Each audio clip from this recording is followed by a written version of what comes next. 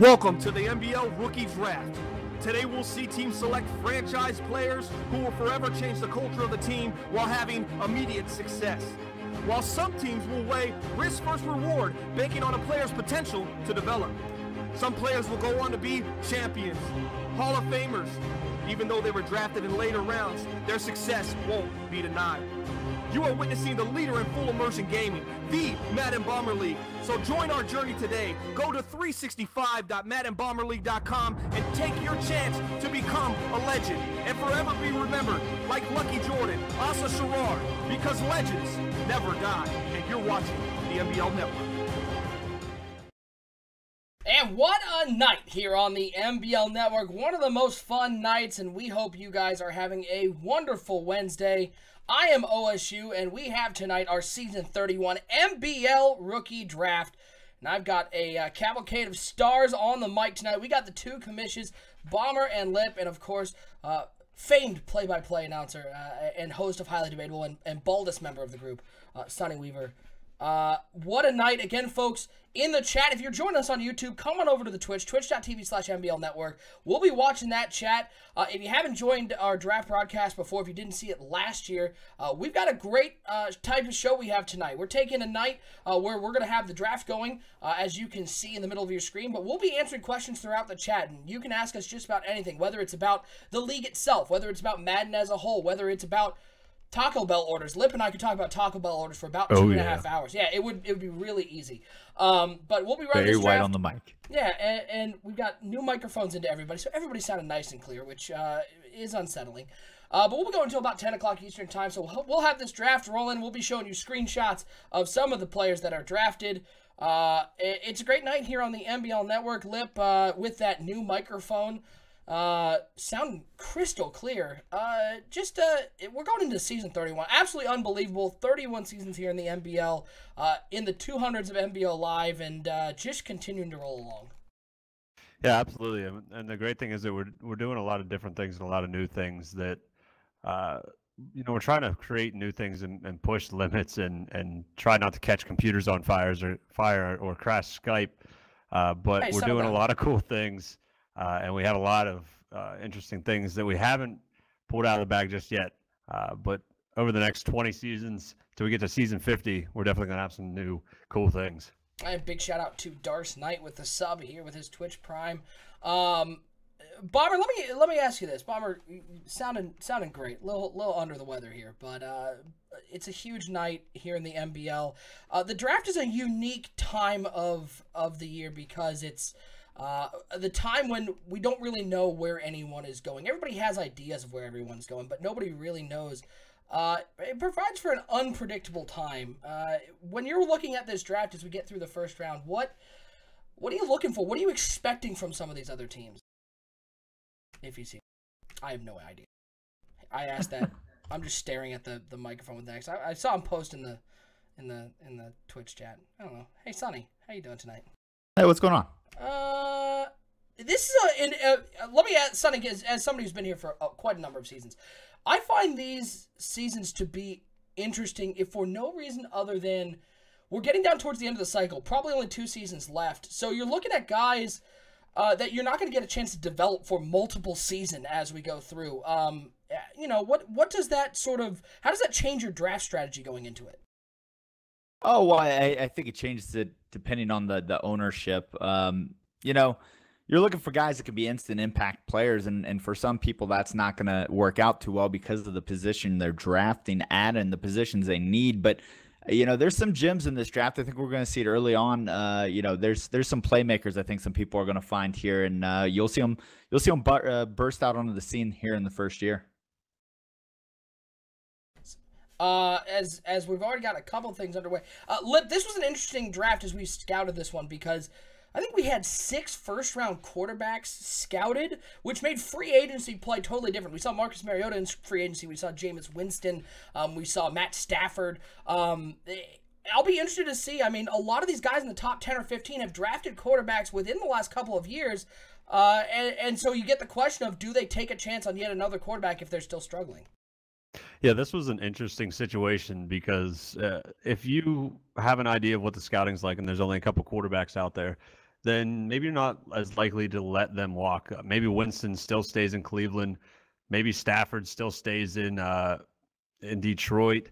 I know that they went after Aaron Rodgers, but they had a backup idea that they were going to make a play for one of these quarterbacks, brought in Rodgers, maybe make the decision tonight on what's going to happen depending on what goes down. But that loaded draft class, those 6 guys or so, really determined that there would be a handful of quarterbacks available in free agency, and we didn't see a lot of bidding wars. We didn't see it get intense. Nobody really wanted to pay them because everybody thinks they have a shot at one of these guys.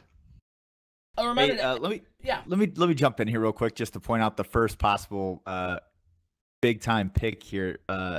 Lip, I know we talked before the draft got started about wide receivers. What do you think about Hale that just went to Tampa Bay? Well, I think that's an interesting, spot for Hale. Just considering that, I think that they had one of the most, I think Tanner is his name, one of the most amazing rookies that nobody really talks about. The Buccaneers have their quarterback, so they didn't really need to make a play there. And, considering that the Buccaneers and play it took him, he's definitely going to have an amazing career. And he's talented for sure. I'm terrified because every time play takes somebody, he's like the draft savant. He turns into this monstrous playa. See what I did there? See what I did there?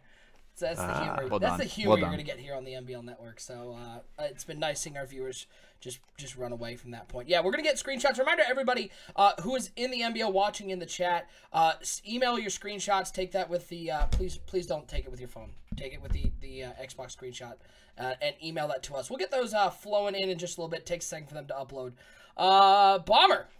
All right. I'm here. I want to keep a counter right now. We know we got 6 first-round quarterbacks that potentially can start day one.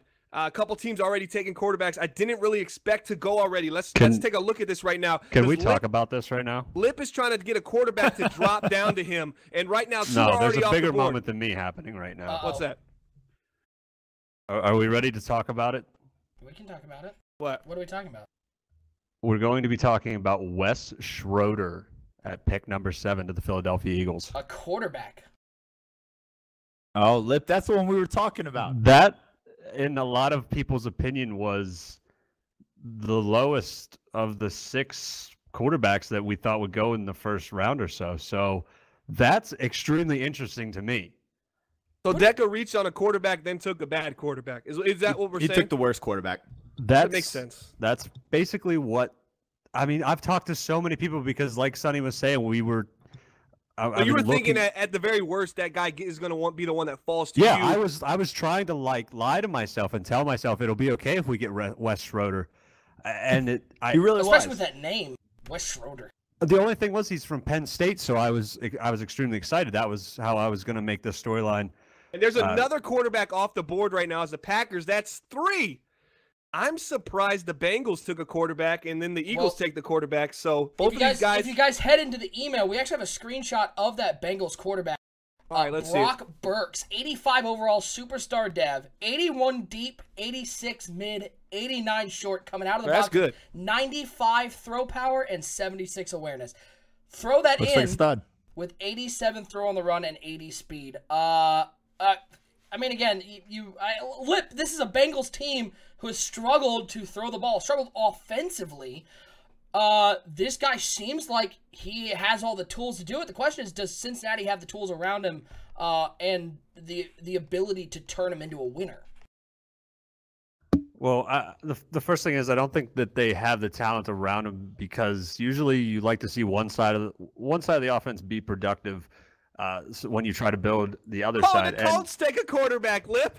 It's not looking good. They're not getting the 21. Let's go. Quarterback. Let's see it. Todd actually lied to me. He told me today that he was keeping pick 11 to take a quarterback, and then in the chat said that he had no idea what he was doing. Dirty lie. So he lied to the chat. He lied to the entire league because he knew he was taking a quarterback at 11 this entire time. Do you think Matt Stafford's watching in his new Pittsburgh Steelers gear right now saying, I hope these quarterbacks don't fall because I'm trying to start for these beast Pittsburgh Steelers in the AFC? I think so. Maybe just a little bit. That is exactly what's going on. I mean, you and I have talked. I said that my plan was to watch for a quarterback, see what happens. I'm okay with rolling with Stafford. I'm also okay with taking a rookie. It doesn't look like I'm going to get that chance to go with a rookie, so it looks like Matt Stafford's going to be leading the charge in Pittsburgh, which I didn't even think was going to happen when I signed him, but now it seems like we're here. And here's the big question. Seems like a possibility. I mean, the big question is, we know 14 Cleveland's going to be going for a quarterback. Does Dallas take quarterback here and force Cleveland's hand? You know, this is interesting. We've seen 4 quarterbacks go already. It has been offense heavy. Sonny, you've been looking at this draft. I mean, how deep are we? I remember last season I thought the draft was incredibly deep. I don't get that vibe this season. There are positions that have some depth, but it seems a lot shallower in terms of first-round talent. Yeah, quarterback was real deep. And yep, they went quarterback. Number 5, so that means number 6 is coming. One quarterback left. Stafford, you have solidified your position. Whatever you did on the phones, congratulations. This is a light draft. Not to cut Sonny off, but this is an offensive line. I think there's a lot of good offensive linemen. We're going to see a lot of we got the Schroeder screenshot. Go in the second round. Who do we got a screenshot of? The Eagles quarterback selection, Schroeder. What does he look like? I'm pulling it up. I'm excited for Wes Schroeder. I hope that his Penn State background helps him out in Philadelphia. All right. Well, here you go. Superstar Dev, 21 years old, 225, 6'5", 80 deep, 84 mid, 89 short. And this guy's a bust? 87 throw power. That goes against everything that I was told from the supposed scouting combine draft gurus. 87 throw power, that's not great, but yeah, the rest of the attributes are pretty nice. Yeah, 72 awareness out, 79 play action, 83 throw on the run. I mean, he is not as good as the guy the Bengals got, but I think bust is probably a little excessive. I'm interested to see who Star got at 14. I want to see that Watson.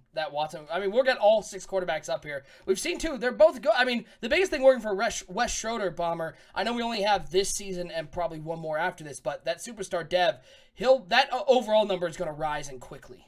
Yeah, I mean, if you got a superstar development and you have the coach packages, I know it's going to be about 2,000 XP per week. 16 weeks plus preseason of 4 weeks. That's 20 weeks. 20 times 2,000. Sonny, give it to us right now off the top. What is it? Absolutely. It's going to be a lot. 40,000. 40,000 XP. And that's if you don't do anything. That means if you don't do nothing, that's what you can get. And I think that's enough to really transform somebody from a starter day 1 to a Pro Bowl style attributes. Probably put them in the top 10.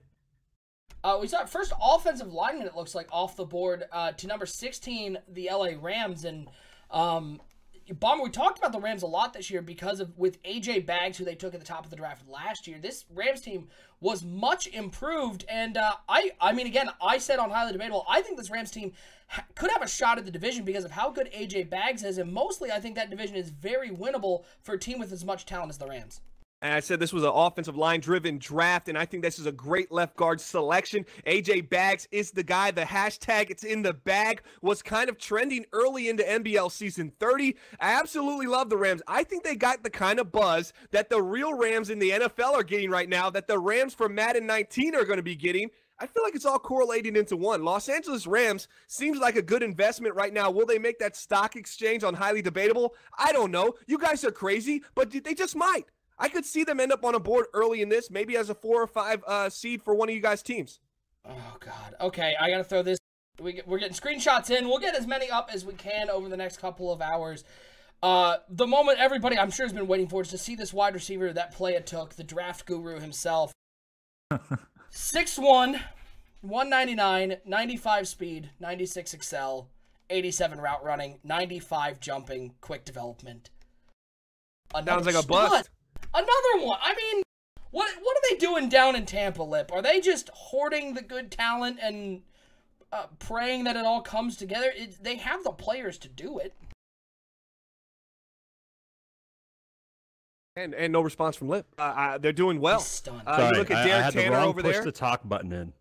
I'm going to the same place. I'm talking about Derek Tanner, rookie last year, 79 receptions, over 1,300 yards, 10 touchdowns. So now they've got that great receiver, another rookie, unbelievable talent for Playa, right next to Derek Tanner. All right, Steelers are on the clock. Lip, hurry up, make your pick. I'm trying to get down to pick number 30 and see what I can do if there's any quarterbacks available. Not really, but no, there aren't. if I throw smoke screens, maybe someone else will reach and take a quarterback, and then the guy I want will make it to me. Let's see who the Steelers pick. Is he still waiting right here? As you see, middle linebacker for Kansas City. Kansas City likes to go defense. Draco defense. They take a middle linebacker in the first round. Not surprised. 2 seasons left. Oh, baby. Oh, who we got? Oh, we want wide receiver. Oh, baby. Matt Stafford doesn't like wide receivers. Speaking of wide receiver, let's show some of the other wide receivers who've gone off the board. Let's go to Jacksonville. Another nice season for the Jags. They traded up to 8 overall to get a wide receiver weapon. They get Lawrence McGowan out of Nebraska. Quick dev, 90 speed, 95 excel, 90 jumping. Pretty much he is Willie Hale. Slightly worse stats, 84 route running versus 87, 85 spec. I mean, this guy's is going to be a weapon for Daniel Shirley. Sonny, you have been a major critic of Daniel Shirley and the Jacksonville Jaguars. Are you at all scared seeing this wide receiver now in your division? Not really. Allen Robinson was a really good wide receiver there, and he was kind of underutilized in that offense, or run-first offense. I'd be curious to see, if they try to air it out more there, and that actually may be at the detriment to the Jacksonville Jaguars if they do decide to air it out.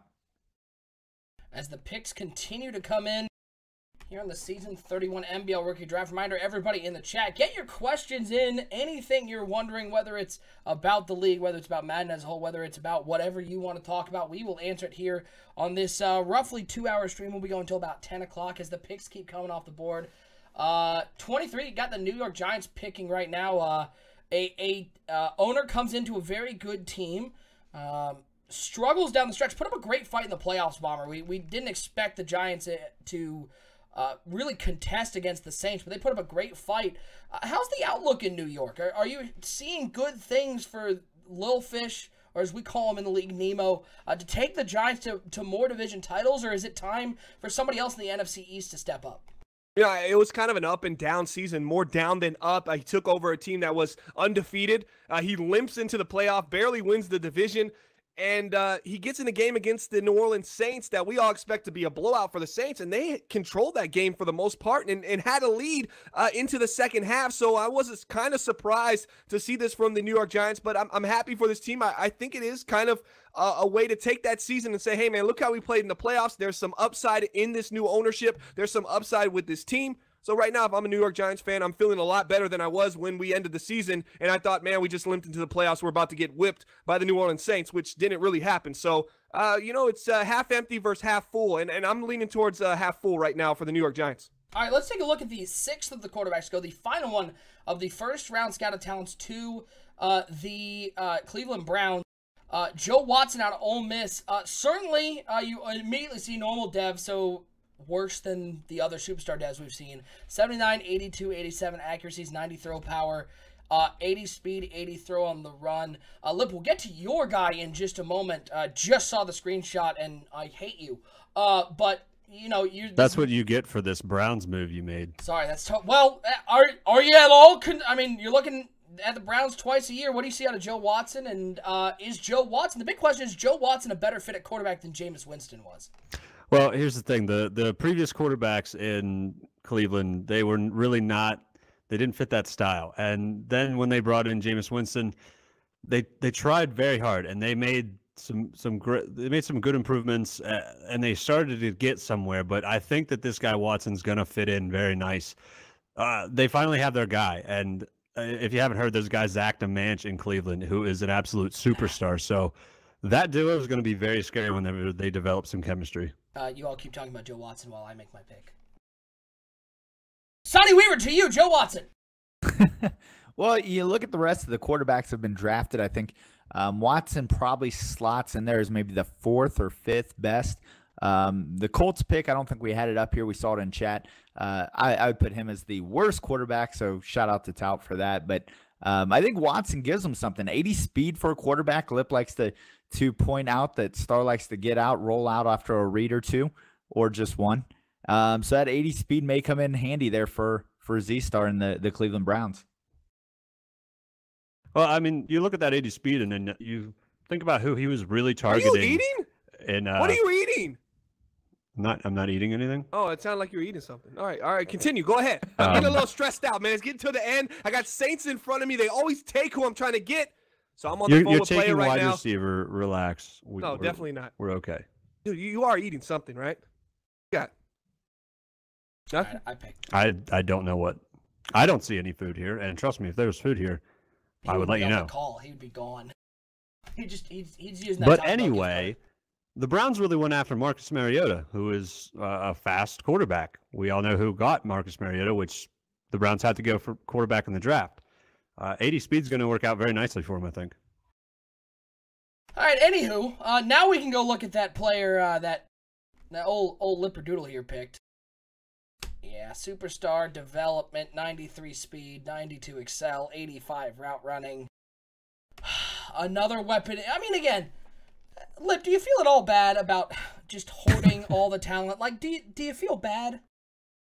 No, I don't feel bad. I feel great about this because Bomber can relate to this. We're taking wide receivers from the 3rd and 4th round, and we're forcing them to be good receivers. Other than Harvey Beckham, I don't think that we have a 1st or 2nd round wide receiver, really, that people, are jealous of until 2 years down the road when they've developed. So no, I don't feel bad about this at all. This guy looks pretty good in Pittsburgh as we continue to get the screenshots in, continue working.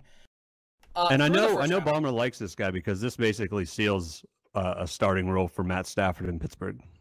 Absolutely, man. I want to see Matt Stafford succeed, and the only place I see him able to succeed in the entire MBL outside of Detroit is Oakland. Would be in Pittsburgh. Damn. And we're done talking about this guy. We're moving on, but I just want to throw out he also has 93 agility. Can we talk about Lip having the shortest receiving core in all of MBL? All of them are under 5'10". Yeah, 5'10" or Fun, under. though, pick my guy. I wanted a big receiver, but just didn't There happen. weren't any And in now we this got one, it Dre seemed like. Christian. Yeah. Nobody's going over the Welcome top to with the Pittsburgh. Pittsburgh Steelers. Like, there's no jump balls. No, they'll run by you. I'm pulling up this screenshot from Kansas City. Let's see what we got here.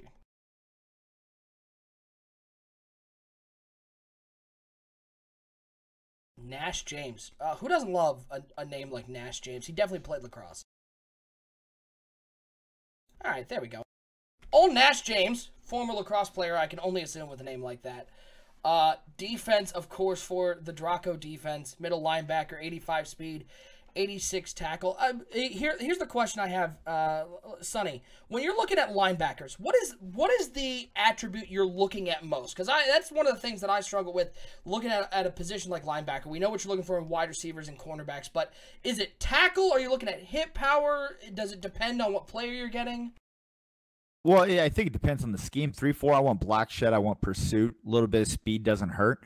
And then probably zone coverage because you figure they're going to be in a decent amount of zone, especially in that 3-4. So this guy fits the build for a 3-4 middle linebacker. And, with quick development, I think he's going to be a pretty good linebacker here very quickly. Bomber, are you happy with who you selected? Oh, baby, I've been waiting for Powers all day long. Powers is going to be good. He's quick, 85 speed, 90 acceleration, 87 block shed. You can't block him because he sheds them. Block shedding, 87. Hit power 75. He's going to have to work on that. He's going to have to hit the gym. Here's all I'll say. As I'm going through screenshots that are coming into the email, every screenshot has worked perfectly. There's only one screenshot that has come in that hasn't worked. Can anybody tell me who they think that screenshot came from? Play. Tot? It's Tot. It absolutely is Tot. Got him! That link doesn't work at all, so shout out to Tot with the pick as we move into the second round. Season 31 rookie draft. I'll pose this question to all three of you because all three of you have had success.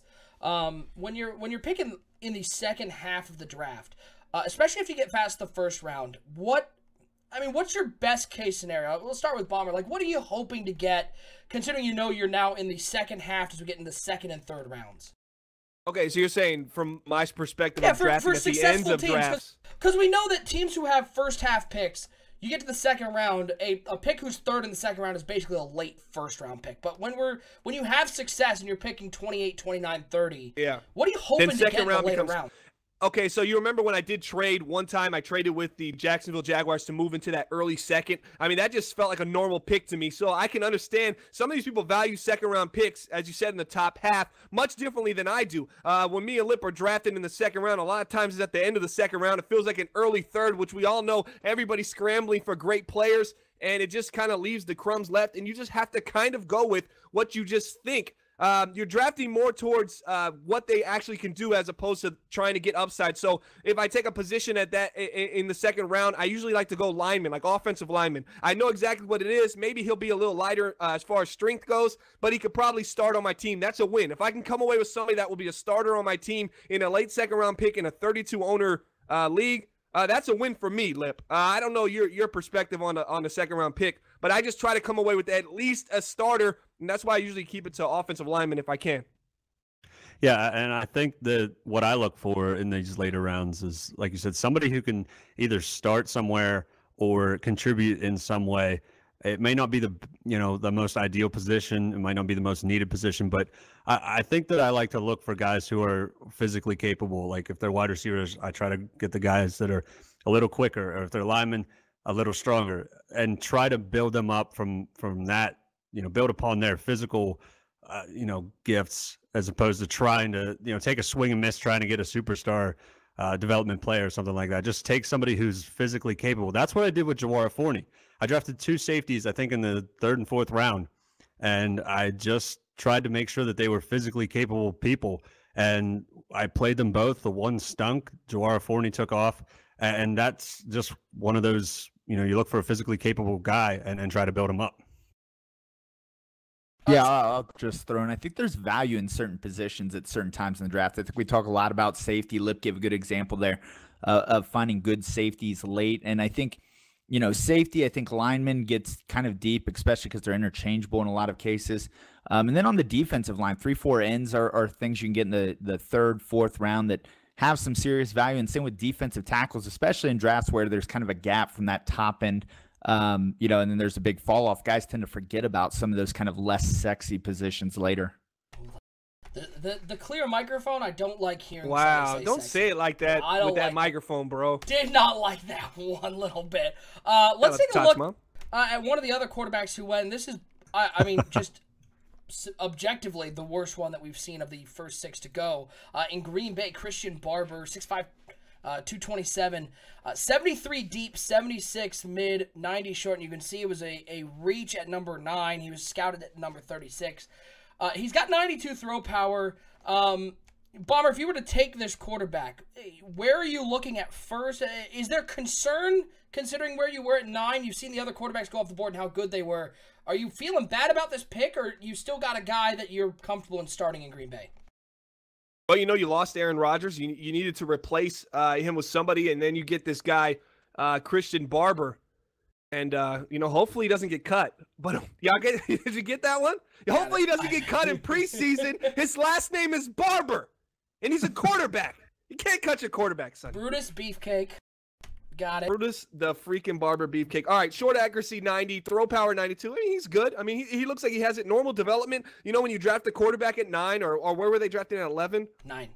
Oh, 9. You kind of expect you would like a quick or superstar development. He didn't get it there. Definitely a starting quarterback because they don't have really anybody else. They kind of were all eggs in one basket kind of things for their team right now because they did cut Aaron Rodgers this offseason.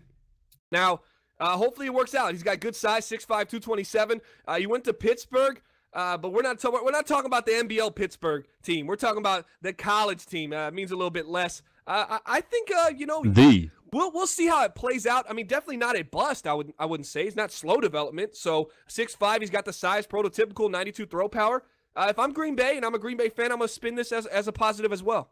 I'm gonna throw up. This is the first of our second round picks that just came in from a fella in Carolina, and this is sort of to what you're talking about, Bomber, about what you're looking for in the second round. This guy, a great pick for the Panthers, right guard, 88 in strength and impact blocking. And Sonny, I was talking with you a couple weeks ago. We were just just talking about what was going on and what you look for in offensive linemen and the importance of impact blocking. You look at the great offensive lines right now in the MBL, I think immediately to the LA Chargers. They all have that impact blocking really high. This guy out of the box with 88 impact blocking, that's got to be a real asset down in Carolina when you have such speed backs that they do. Right. Well, so impact blocking affecting anytime your lineman is moving at more than a jog. So if he's out pulling or if they're getting outside for a pitch or, a power play, it's going to come in big. So I think, the fact he can get moving and really pancake someone, it'll come in handy. And then that 88 strength, that's a big asset. This guy to me looks like a star right off the bat. Not Z-star, though. No. That kind of star. Not top 5. Not top 5. Well, and 83, 82.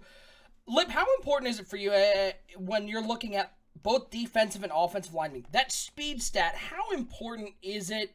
Or do you sort of look at that as you're looking at your main 4 attributes and speed is sort of a secondary thing when it comes to the big boys on the line? I think that speed makes a big impact, especially at guards. I over the years, I've had Ramon Foster and David DeCastro both play guard and both get older. And I've noticed whenever they start to get older and that speed starts to drop, that sometimes they don't quite get into the hole on pulling plays, just as quick as they used to. And that kind of makes you have to take a step back and be a little more patient as a runner. And they're not going to get up the field quite as quick. But in terms of drafting people, I don't think it matters that much because and it's overall at lineman, you can move guys around. It doesn't really matter to me as much at center or the tackle position. So if you can move those guys around, you can find a sweet spot. So in the drafts, you can't really be picky about something like speed. And this guy, 88 strength, 88 impact, that is a phenomenal starting area for this guy. So I wouldn't be too worried about the speed. Yeah, Dooku in the chat saying he's concerned about the awareness, and I think Gov had a great point. Awareness is probably the easiest thing to get up. Bomber, did you have something? Okay, yeah, Lip, you want to announce how the advances are going to go since we are going to be hosted by EA this weekend, Saturday and Sunday. We were going to do an advance tonight for week 1. So how do you want people to get their XP in, and what after this draft they're going to have how long to get their game prep in for preseason week 1? Then injuries will be turned off and we'll advance, and then we'll play the other 3 normally. If you want to just tell the league how we're going to be doing that. Yeah, so we, as you said, we're on the EA Twitch this weekend. We want to get regular season games on there, so we don't want to be in preseason at that point. So we're going to finish the draft. We're going to give probably 15 minutes or so that people can do their training, get their rosters kind of figured out. We're going to skip week 1 in terms of playing games. So right after the draft, do your training, get your roster however you normally would, to go from week 1 to week 2. And then we'll basically progress as normal, advancing at 10 p.m. Eastern up until Saturday. Now, Saturday is going to be a little bit of a shorter advance. We want to advance to week 1 right around 7 o'clock p.m. Eastern. That way, everybody can get situated, get ready, and then we'll go on that EA stream 8 or 9 o'clock, whatever time that is. But the reason for doing it this way is week 4 is the week that you make your cuts. We want people to be able to play the preseason games and make those cuts themselves as you would normally. Just remember that you have to, have that complete by 7 p.m. because that's when we're going to advance into week 1. Barbara, do we have a time yet of kickoff on Saturday night? I think the time frame was given when we put it out. I think the only one that didn't have a time that we didn't really know was the previous one that we just did. That was going to be he had like 8:30-ish. So I think it should be 9. I'll check. We'll double check that before we get close to this weekend. I'll give him an email. I'll shoot him an email. Cool. As we're going firmly in the middle of the second round here of the Season 31 Rookie Draft. Again, appreciate everybody tuning in to the MBL Network and for the Season 31 Rookie Draft. If you're over on YouTube, come on over to the Twitch chat. That's the chat we are watching, twitch.tv/MBL Network. I'm, of course, your MBL Network Director, OSU. I'm hanging out with the 2 commissions, Bomber and Lip, and our MBL Creative Director, Sonny Weaver. Again, get your questions in the chat as well. We're happy to answer just about anything, not just as relating to the league. Any questions, post those in the chat. Duga 123. Oh, we actually do got a question. A guy's asking if we're going to be broadcasting preseason games or will those be offline. We are going to have broadcasts, not of preseason, but Saturday and Sunday, and we'll have the time shortly. It'll be a doubleheader. Also be hosted on the EA Madden NFL Twitch. It'll be we'll probably have I don't know if we're actually doing this, but I was thinking maybe we'd have a game with some bonus coverage on Saturday, and the same thing goes Sunday. Same. Yeah, we'll run. So you'd a have bunch access of week to games. Yeah, so you're gonna have access to watch 2 or 3 games Saturday, and then 2 or 3 games Sunday as well. That question was asked in the chat by I think it was Dooku. I don't want to say Dookie, nope, but yeah. Dooku. Yeah, and we typically don't in general broadcast preseason games just because we advance so quickly to get those set up. AOSU, quick. Yeah. Yeah, I was gonna say exactly. W Motors question about awareness kind of goes in with what Fellow Blitz said about his lineman he drafted. He said he wants to start him at center possibly, and there were some questions about awareness. So awareness for offensive linemen, from what I've been told by Clint and them, is it's basically their ability to pick up blitzers and kind of know the proper assignment and what they're supposed to do. And to Fellow Blitz's point, you don't want to put a guy with low awareness at center, because the center this year will now replace the lowest lineman's awareness on your line. So you don't want to put a guy with low awareness at center. You actually want to put the guy with the highest awareness at center. Yeah, that's why I can only speak for my own team, but it's why I moved, as my pick is up, but why I moved Kelechi Osemele to center, because he had his stats might not be as good as like Gabe Jackson, but his awareness was like 93, and so that boosted that one. I'm gonna throw up this screenshot, and you guys take a peek at this one. This is Atlanta's tight end they drafted at 28. 6'6", 265, 84 catch, 90 excel, 82 speed. What kind of weapon did Atlanta just get, Lip, to help out Brody Denton and the Atlanta Falcons? Well, this guy, I mean, 6'6" is very hard to pass on, and he's pretty quick for a tight end, 82 speed. That's probably in the upper end of speed for tight ends, but that 6'6" size is, you can't pass that, because usually those 6'6" guys, outside of maybe Gronk, I don't know how tall he is. Usually those guys aren't that quick, but this guy's very fast, and 90 acceleration is going to help him too. Doesn't seem like too much of the pass catcher right out of the gate, but I think that he'll be developed, because Atlanta, I think that the only thing that they have is offense, other than Takk McKinley on defense. So that it's a great pick if you wanted a tight end. The question for me though is why they weren't more focused on their defense, because I don't really think they have much outside of Takk McKinley, but I know that they have a powerful offense. Well, and so you mentioned the tight ends, DeMarco Moss going to the Broncos there at the 10th pick. He's 6'5" with 87 acceleration, 88 speed. So a lot of big, fast tight ends in this draft. I think, tight end was one of those positions where the value, I think, was pretty good early on. I hear the Seahawks also got another good tight end. So it seems like tight end's so deep, it makes you, kind of your point, Lip, wonder why they didn't maybe look to defense and come back to tight end maybe a little bit later on. I just found a stat though that would be interesting for them. Maybe they took this idea. They have a big 6'6" tight end now. His run blocking is a little lower. I'm not looking. I think it might have been 70. But that's pretty easy to get up on younger tight ends, especially with quick development. Their rushing attack was 30th in MBL last year, just 53 yards a game. So if that guy can come in, play some great receiver at tight end and run block as well down the line late in the season, get that run game going, that's going to make an explosive offense even better and well-rounded. Sonny, I got a great question, and Lip, you can chime in on this too. From Draco in the chat, what has been the most surprising move of the offseason, and will it pay off? What in your mind, as we just finished up free agency, was the most surprising move you saw?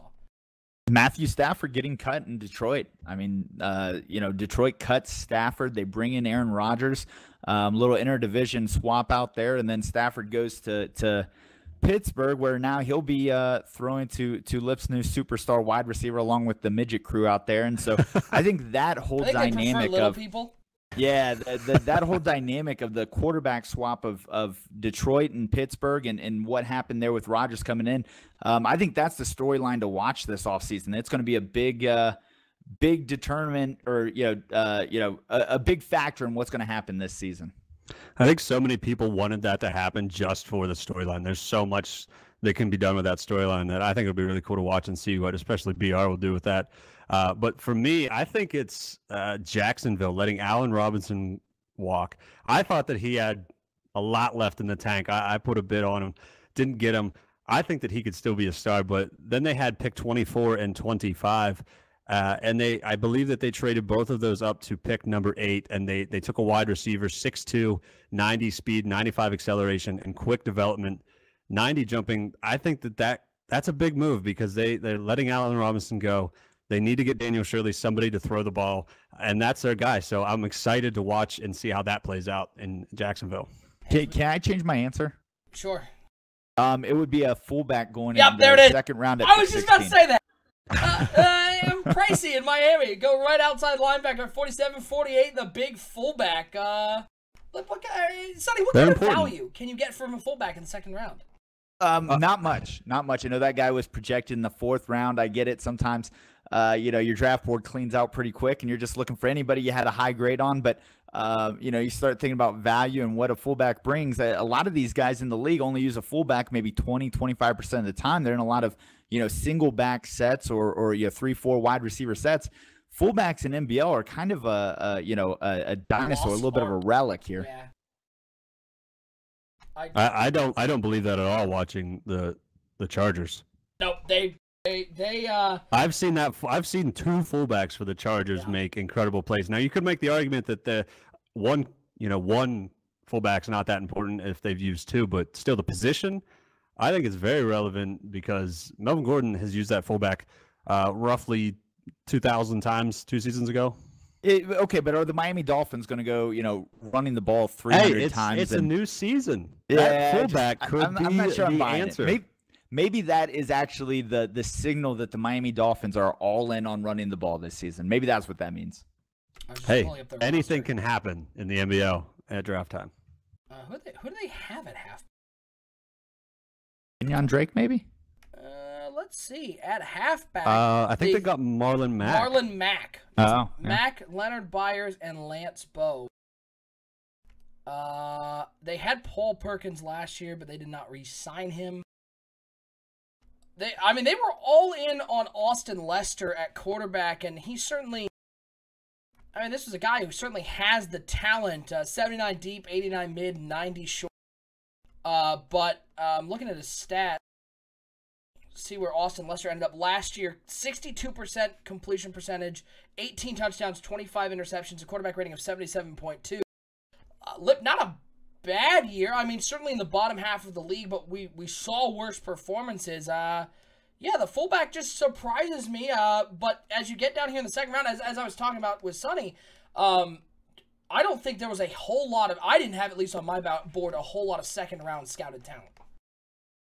No, and especially not a fullback. I let a fullback go, and I considered a draft option, and there wasn't a whole lot there, so I had to re-sign the fullback that I let go in free agency. Yeah, Dooku in the chat. What's up with teams having back-to-back picks? The Jaguars had the Titans' first and second round picks from a trade last year, and then they ended up trading both those to the Cardinals in the first round. They've got those 2 coming up, so a lot of back-to-back links. Again, folks, if you are interested in checking out the MBL, anything from our awards to our MBL live players of the game to joining the MBL, you can check out our website, 365.maddenbomberleague.com.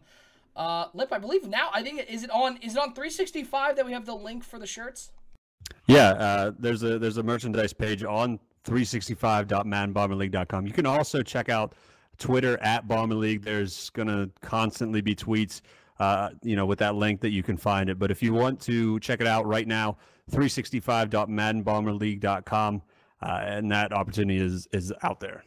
We got a question in the chat from MBM. Based on free agency, which teams look like they're going to make a big jump from last season to this upcoming season? Sonny, did you see anybody at least drastically improve their team from where they were a year ago, or was it a fairly standard free agency?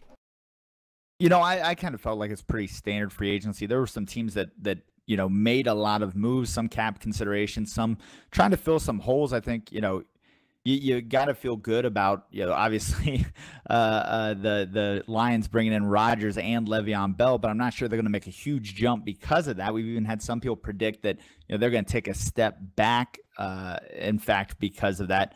I feel like the Broncos actually bringing in Montgomery, but also re-signing Von Miller was a good move. But again, there weren't a ton of big splashes. It didn't seem like in this free agency. Lip, am I off base there? No, I think that the big move is Aaron Rodgers to Detroit. Now, a lot of people did not believe that Matt Stafford would get cut, and then Le'Veon Bell comes along and signs in Detroit as well. So now you've got two pretty big talents at the end of their careers, and they're on the same team. And there's a guy named Harvey Beckham out there. I don't know if you guys have heard of him, but who's this guy? he I don't know. He has a shoe or something. Sure. I don't know. But I mean, you put them all together on the same team, and Kalen Cupper at tight end, great talent as well. So I don't think that there's anything other than the Detroit Lions to be the number one, big story from free agency. Double A in the chat as we're getting through here the second round of the draft. Double A in the chat asking, with only 2 seasons left, are there any surprise teams that could win a chip? Lip, I'll start with you. I mean, we talked about it on Highly Debatable about the next first-time appearance in the Super Bowl, who that owner could be. Are you looking at any teams out there that aren't in the group of, I'd say, probably Lions, Steelers, Chargers, that you're looking at as the next team that could possibly get into the top and win a chip? I feel so silly saying chip. I do. It depends on what you really consider first time. And this isn't talking crap or anything, but it's about the Browns, isn't it? I think that Sonny or Star could be the next one to make an appearance. It depends on who comes out of the NFC to who I would pick, but I think that they have a shot. I think that the Chargers defense has aged poorly in the back end. I think my Steelers, I'm not sure, just because I don't know about Matt Stafford just now. So I think that the Titans or the Browns could make it there. But from the NFC, I think it could be the Saints. I love what they did on offense last year to complement that phenomenal defense. I think if they keep that going, that's going to – and they did it with drafting a nice lineman. I think that they could be a team to represent the AFC that we haven't seen yet. Yeah, now I'll go ahead and throw out, I agree. I think the Saints may be poised to make a big jump there. I'm not sure they can beat the Lions, but I think they can take out anybody else in the NFC, so that's interesting to watch. On the AFC side, I'm not sure if you consider the Chargers to be, in that group. I specifically mentioned the Chargers aren't in this group. Okay, because here's the thing, they kind of got the Buffalo Bills feel right now. They're getting there, they're not quite pulling it off. They lose late. You feel like they're going to break through and maybe win one coming up, but outside of that, I'm not sure. Browns have a solid team. I think the defense is legit. The offense is starting to age a little bit as far as some of those linemen and some different things there. So we'll see. The quarterback's the big question mark there, and we'll find out. But the AFC just kind of seems like a repetition of the same things. You don't think anybody's coming out of that East that really scares anybody. So then it basically comes down to kind of that same 4 or 5 group that tend to run into each other every year in the playoffs. The thing I think about is I really, really want to see Chargers versus Lions in the Super Bowl. And whenever I say that, then I think, what if the Chargers lose a 3rd straight time in the Super Bowl? And it would be crushing because I don't think that they can really pass the ball. So I think if they work on that can help them. But like I said, I think the defense on the back end, I think Casey Hayward was released in the free agency this year. They still have Verrett, I think. Their front 4 is amazing. They have great linebackers. But I just have never seen something from Carson Wentz in the playoffs that has impressed me. So I think that they can make it back. I think it could be Chargers versus Lions, and Chargers have a real scenario where they would lose again, and that would just be absolutely crushing to the Chargers fan base. All right, we got a couple screenshots coming in, folks, of first-round picks. Let's first take a look at this is the Washington Redskins. Porter's Redskins at left outside linebacker, Orleans Blake. I'm not 100% sure they didn't mix up the first and last name, but whatever. Quick Dev, 78 overall, 89 finesse moves. Sonny, I typically, when you're looking at linebackers, it's pretty rare to see somebody with that high out of the draft, that high of either finesse or power moves. This guy's got, it appears, a whole lot of talent, and you add in that quick dev. This could really help the Washington Redskins, who I think may be the favorite going in to win that NFC East. Yeah, honestly, this guy reminds me a lot of Darren Anunwa. He has kind of a similar finesse coming out of the box, and you know, I'd be curious to see what his coverage stats are like. But this guy is impressive. I think, you know, you get that 89 finesse with some good speed, a little acceleration there. I'd like to see that block shedding up another 4 or 5 points, but with that quick dev, he's going to be able to do it. I think Washington, you know, pass rush would help them out a whole lot. They're revamping their wide receiver core. They cut a bunch of wide receivers. I think Whiteside's the only one back. So they're going to have some questions on the outside heading into the season. But, you know, Orleans Blake is going to add a pass rush that's going to make that defense a little bit better. And then this is the other screenshot. Let's see if I can accurately do this. Hey, this is what the Seattle Seahawks went with their first round pick at number 22. Tight end Dion Granville, 79 speed, 83 catch, 90 excel, 81 in spec and catch and traffic, 6'6", 259. My question about the Seahawks, less about Dion Granville as a whole, but I guess it can ostensibly go towards that. What do you see as the forecast for the Seattle Seahawks team? This NFC West has been a who can challenge these guys. Are they still the favorite out there, even with a team that is getting a little bit older and with some question marks at the quarterback position? I really don't know. I think this will be the third season. If I say the Seahawks are done, they're dead, and they'll start out 2-6, and they'll come back, win the division, win a playoff game, and I will just be sitting here with no idea how it happened. The big thing to me is it's all about how Russell Wilson plays. Now, last year they were 14th in passing offense, 10th in rushing offense. So I think that they kind of have an idea of what they're doing with Bradford and Wilson, kind of leading that offense, balanced attack. And the defense is still playing pretty well, even though I couldn't name a single player on their team. They've let a lot of talent go. Drake. You don't remember Drake, the outside linebacker? Never. No, he does not, is the answer. He's kind of a stud. It's okay. Keep moving. Never heard of him. East Coast but Lions. I don't think that anybody is ready to take it from them. Like, they're laying on their backs for the first half of the season, ready to take it, and nobody takes it from them. And whoa! Oh no, he's they back. are. Wow. They're just like a turtle. Here we go. What's going on, Bomber? How you doing? How's dinner? Welcome to the Doing show. well. Dinner was great. Second round, not so much. First round, still got a good taste in my mouth from the first round. Everyone in the chat right now, by the way, second fullback off the board in the second round, so cheers to that. Yeah. Good point. Everyone in the chat right now is saying how bad this second round. This might be one of the worst second rounds I've seen in the draft, because there was a decent amount of first round talent, and for the first time I've seen a lot of third and fourth round talent, but second round, dry as a bone. Yeah, you know, you're seeing it right now in a draft that we said wasn't too deep. In the areas that it was kind of deep in, it wasn't really where most people had holes and needed to fill. So you're kind of seeing the effects of that right now. I believe that's what's going on. I'm pulling up the screenshot because my good friend, by the way, shout out to the guy who the Vikings just drafted, whose name is Q Lewenberg. That's going to be fun to say.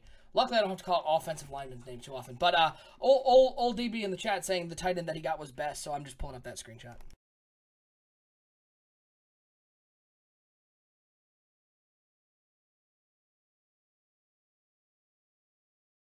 As we go completely silent.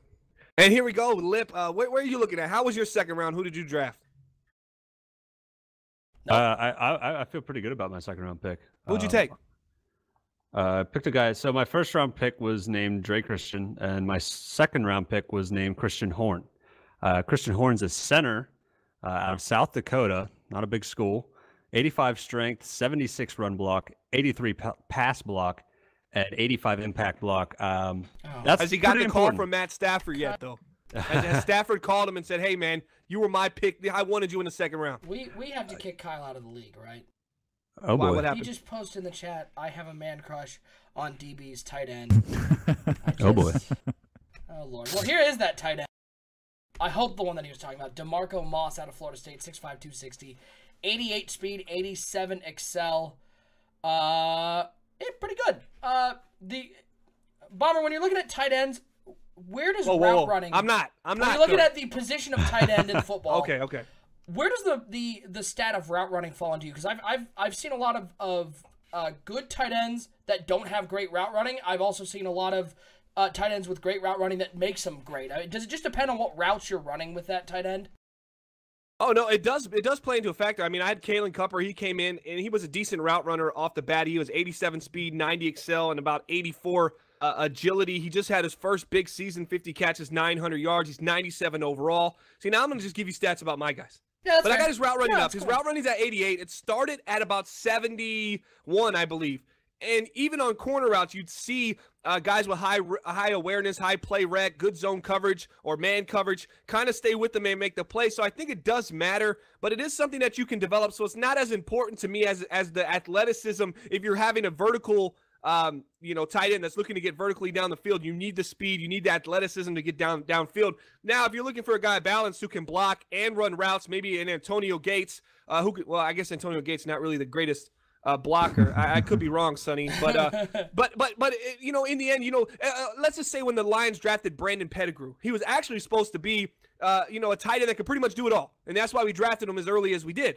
We thought that, he's not going to have this killer speed, but he's big, he's got good size, he's got good hands, supposedly, which he didn't.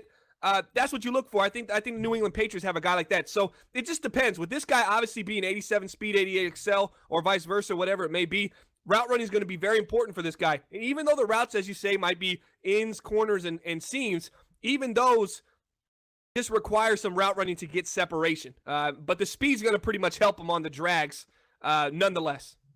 Okay, we gotta talk about salesmanship. I just checked the email, and there's an email from our good friend, owner of the Carolina Panther, fellow Blitz. What the email's subject is Panthers 3rd round pick, 65 overall.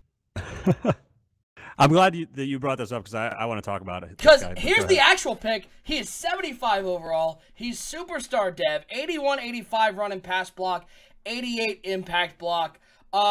First of all, fella, burying the lead there because I was about to just delete the email right away. And then second of all, for the first pick in the 3rd round, Lip, it's a real nice player to get. Yeah, I had the same thought that you did. I saw 65 overall, and I was like, I have to look at this. And then I saw that he was superstar, and I was like, that's pretty strange, a 65 overall guy with superstar development. And then I looked at the guy, and this is what I kind of wanted to bring up and talk about is here we are again, 81 run block, 85 pass block, but the 79 strength. Does that worry anybody?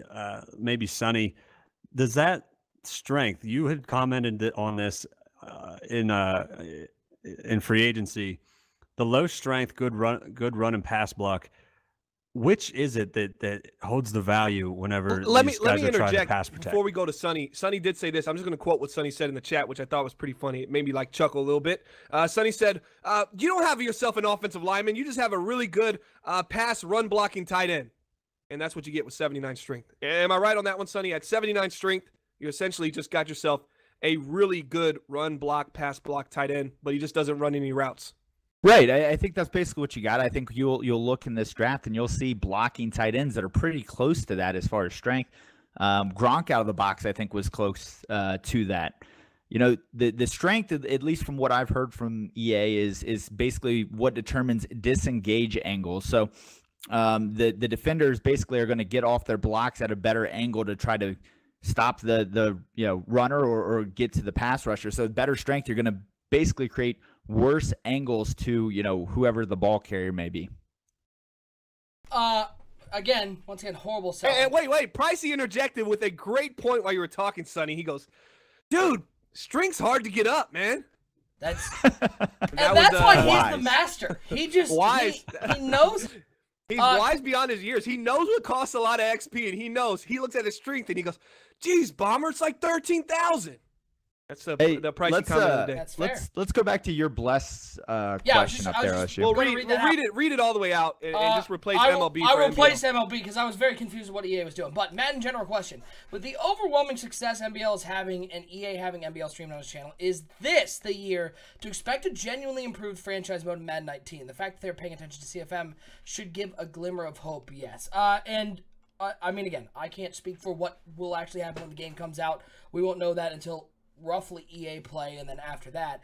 But Bomber, the vibe that I have been getting, everything that we have heard from the developers has been, this is the year, if you are in CFM, this is the year that CFM is getting some level of attention. What that will be, who really knows? But we saw Frostbite was a big part of, was it last Madden that Frostbite was introduced, or was it the Madden before? I want to say it was 2 Maddens ago. Frostbite, we had the Longshot mode, we had all these other things coming in, and everybody was questioning, would CFM get it? That's this Madden. That was this Madden. Okay, correct. Just making sure. It's a long road, August to August. There, we get confused. The last Madden being when I was at EA Play last year, I was playing this year. But yeah, there you go. Everything we've heard, Bomber, is that this is the year, but we won't really know until the game comes out. Yeah, even when they switched to Frostbite, I even think Sonny, when he had his interview with Rex was talking about tempering your expectations for this because there was a big overhaul in the engine when they did switch to Frostbite. But nonetheless, as a consumer, we're going to be upset because we want the game mode to be exactly what we want it to be and have this growth in the mode that we just really haven't seen as far as something that really just strikes us and goes, wow, okay, they're really improving this mode. We saw a couple things when they did the game prep, the practice mode, how you're going to develop players, I believe, what else did they change? Oh, they changed the drafting on how we get information about players. They do it in this 3 category attribute system, as before it was all open and expanded and you just pretty much guessed where you wanted to see and you could pay to see it.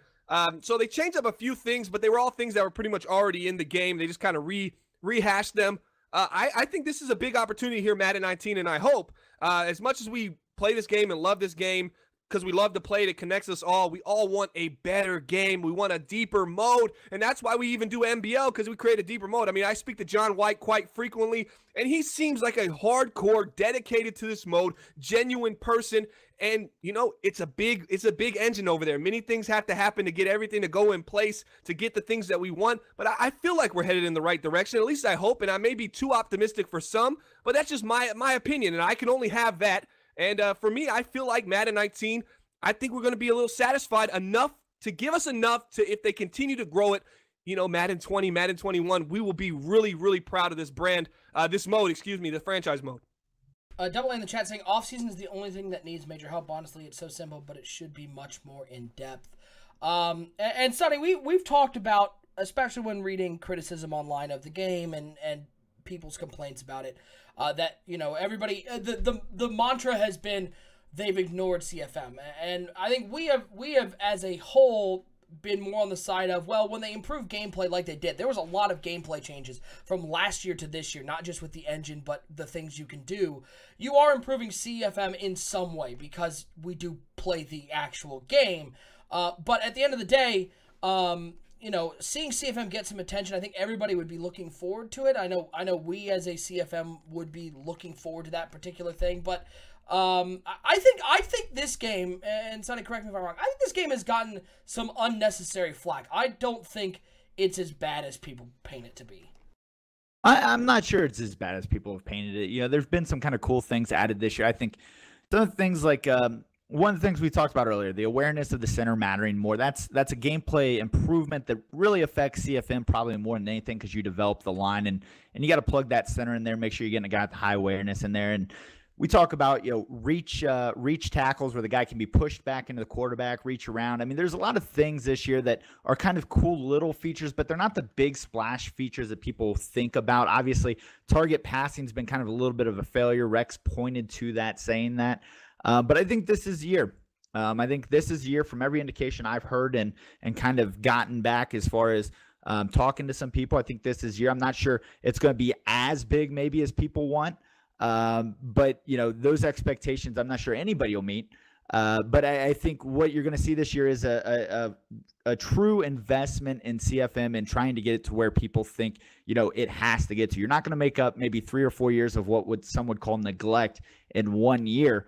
But the jump this year should be pretty immense. And target passing is not good. I'm actually pretty decent at it, Sonny, and I practice it a lot, like when I'm messing around, and I'm actually pretty steady hand with it, and it just does not do really anything. But I also will say this: I think it was completely a bust, and I don't think it'll be in the next game. I hope not.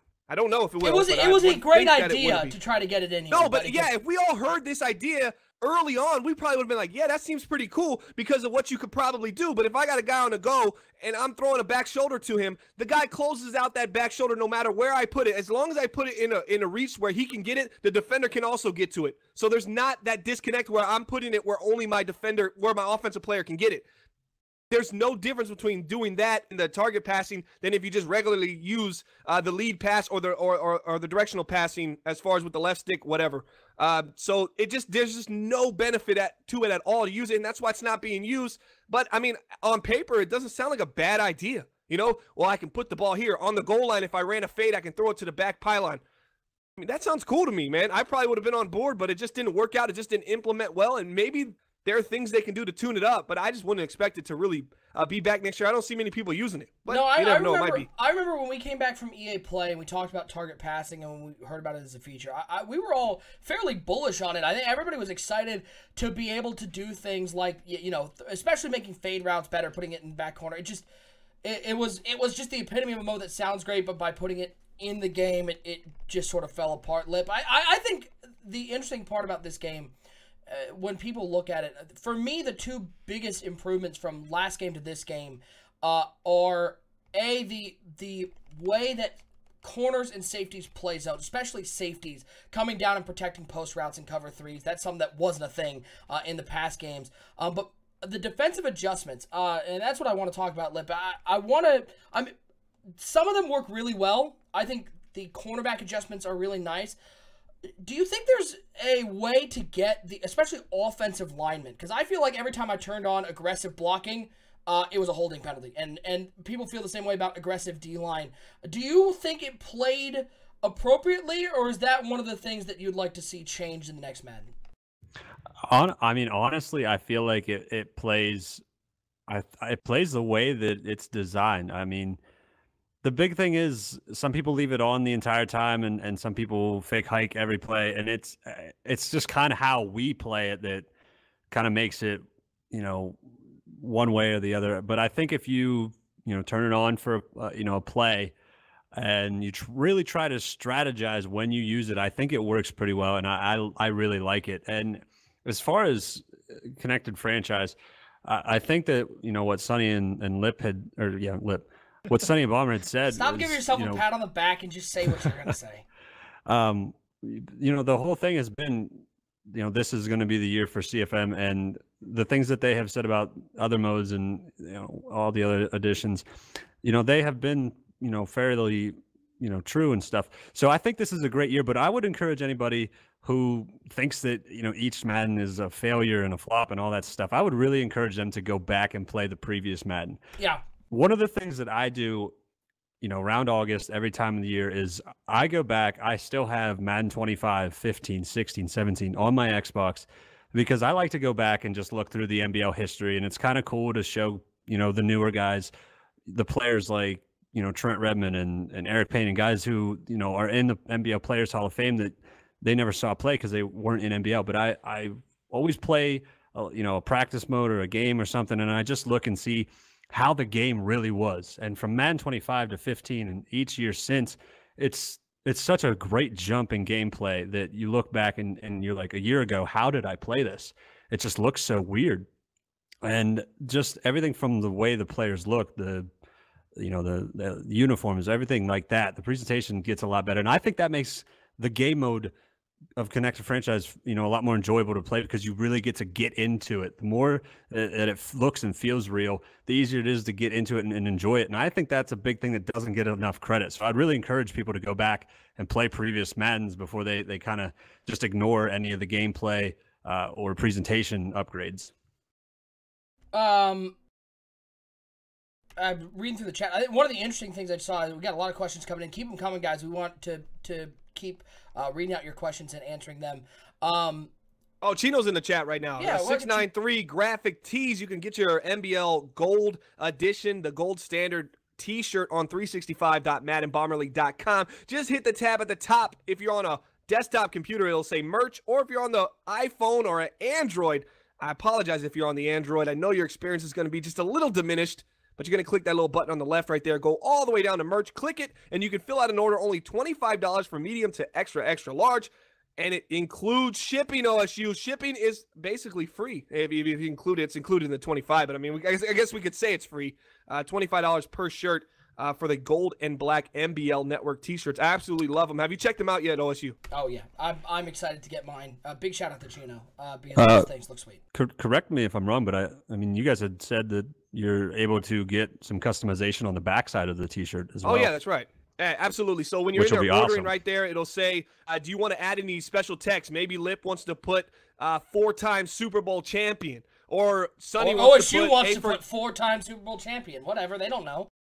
And there we go. You can pretty much lie. Yeah. Well, Chino, actually send me that. If somebody's lying, we're not doing it. Okay. Yes. No, check Sonny, all of the check all of that with because you know Kyle would put Champions Club Commissioner. The triple C's.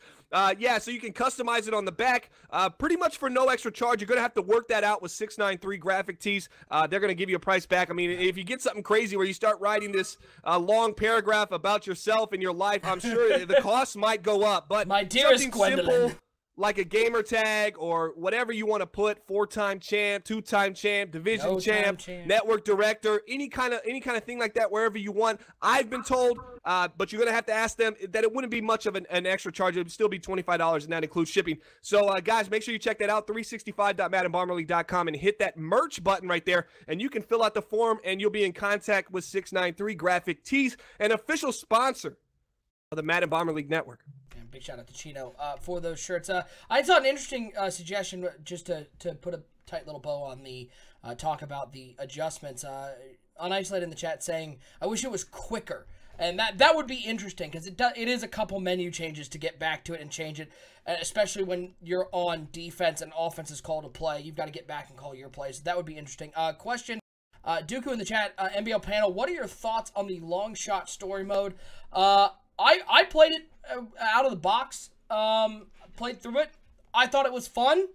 I had no need to play it again, but I thought it was fun. But you did enjoy it because I do remember at the time you called me and said, man, you know, I really do like this. I enjoyed the one-time play. And I also want to point out there was a game you just played with Fry that was essentially a one-time play that you also enjoyed. So to have that packaged into our game is cool, but everyone's going to have some kind of feelings about it because if the game is lacking in certain areas like franchise mode or gameplay, and you're like, but they got this other thing with Longshot, we just automatically feel, which we're probably right, that time got taken away from these priorities to be put into making this other more casual mode, and I think that's where the anger comes. But I actually think the long shot mode, if we're just going to completely separate ourselves from any kind of in-depth thought, I thought it was pretty fun. It was enjoyable to play. I enjoyed the playthrough. It's a quick playthrough, and I know that there was a lot of talk about the reason why CFM didn't get anything was because of long shot mode. And whether that's true or not, I enjoyed it. I hope it's in the next game because I will play it again. For me, it didn't have any replayability. I know you could play it again and try to get different endings. I played it once. I enjoyed it. I thought it was a worthwhile addition, and I hope it's in the next game along with some CFM. I bet Sonny didn't play it, though. I bet Sonny didn't finish it. Both. I actually did play it through. Well, I can see if you finished it because I can go on your gamer tag. I did finish it. I got drafted by the Bengals. Thank you very much. Yeah. So I got drafted by the team they like, Sonny. That wasn't just you. I got drafted by the Lions. Lip went to the Steelers. Sonny, OSU probably went to the Browns. Sadly, no, he didn't. So I think the thing with Longshot is when I played it, I put myself in kind of the mindset of that I really didn't know a whole lot about football, and I thought that it was a pretty cool thing to use to try to get new people into playing Madden and try to teach a little bit about football, because I think maybe that might help down the road with connected franchise mode, because if people start to learn more about the game of football, more on how to play it in Madden, I think that'd be a stepping stone for some people to get into a Madden league, which I think would be really cool. But as far as the game mode, I thought it was really cool. I liked that it was something different, and you could kind of choose things that you wanted to do, your own path. It was kind of a cool, just a different style of game, but still, still playing football. C Diddy saying, will you guys ever do a PS4 CFM? A question we actually get a lot, Bomber. No. The answer is no. No, we're on Xbox, man. Honestly, the way that MBL came to fruition is just the right amount of the good people that we've come across to just kind of mesh together, and we've all have fought with each other and kind of just came together to form this great league and community that we have, that I don't think we could stretch ourselves even further to go over to PlayStation. And honestly, there are some good PlayStation leagues. So when people always ask me about PS4, I always say, go check out the Dynasty. They have a good content-driven PlayStation 4 league that I'm in contact with them multiple times throughout the week. I talk with their commissioner.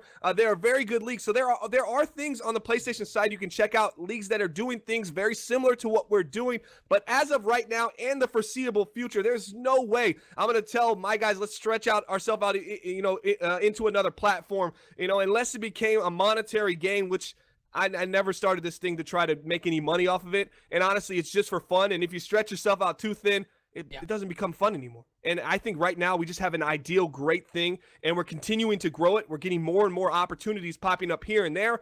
And I just hope you guys enjoy the brand as we continue to grow this brand. But I remember, Sonny, when we started this thing, I mean, we were just nobody who knew nobody. Nobody knew about us. We were nothing, and we were just trying to figure out how, we were going to be different from other leagues. And it's kind of crazy how we got this far. Don't you think so? Bomber, don't miss your pick. Yeah, it's been kind of crazy. We came from nothing, had some crazy moments. We like to talk and chat about all the crazy stories along the way. To everybody that's ever ran a league and they act like the craziest thing happened and the league's going to fold. We've been there. We went through it. You get through it. You move on. But yeah, it's a long way back from where we started, and hopefully a long way ahead to where we'll end up going. A lot of people in the chat feedback on Longshot. Draco hates it.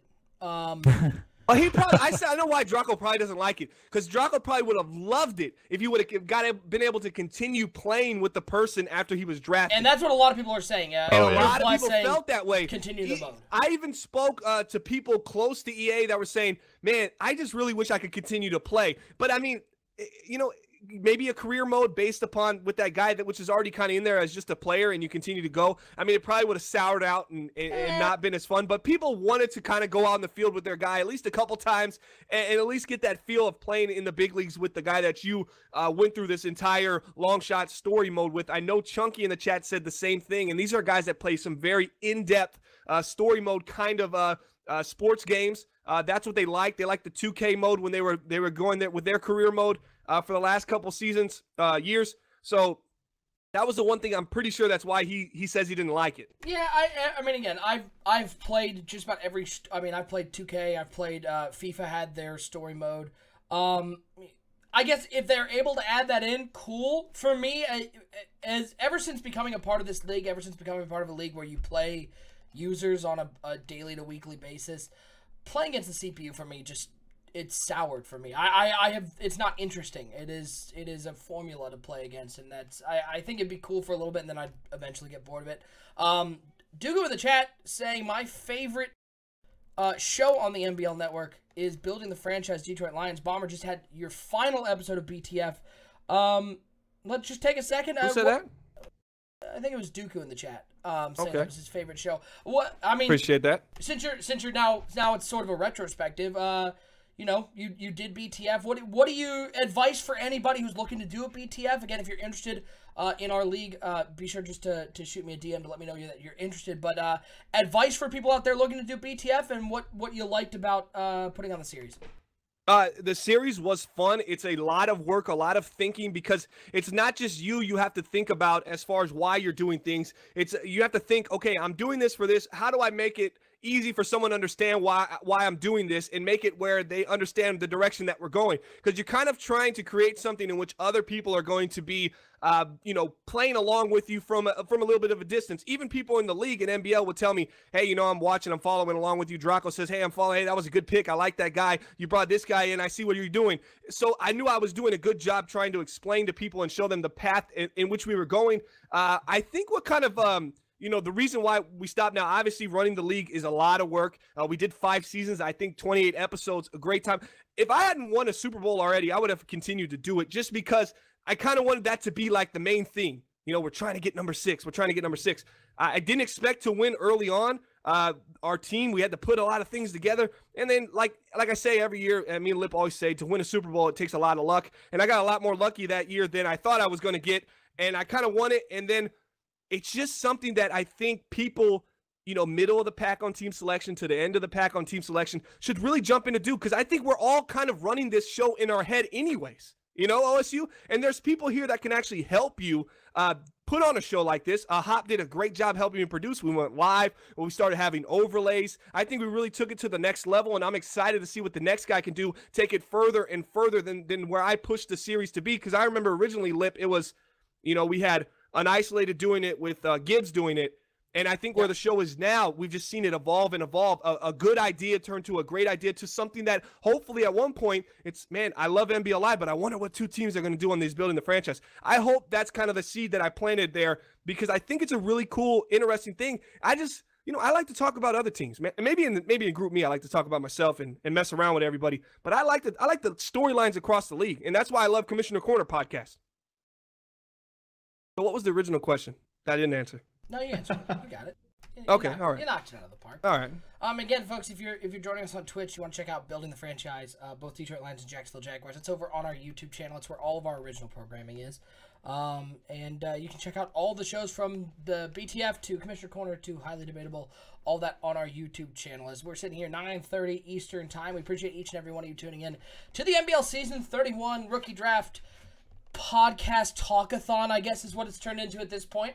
I'm OSU. I'm hanging out with Bomber, Lip, and Sonny, talking about everything that is the MBL. Again, guys, keep bringing your questions in the chat. Love seeing that and answering whatever is on y'all's mind. Lip, have you used that gift card? Is the $25 of Taco Bell already gone?